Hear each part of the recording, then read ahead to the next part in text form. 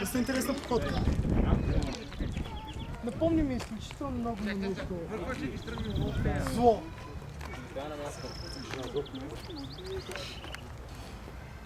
Случайно да си имал някакъв контакт с демон. Много пъти. О, интересно.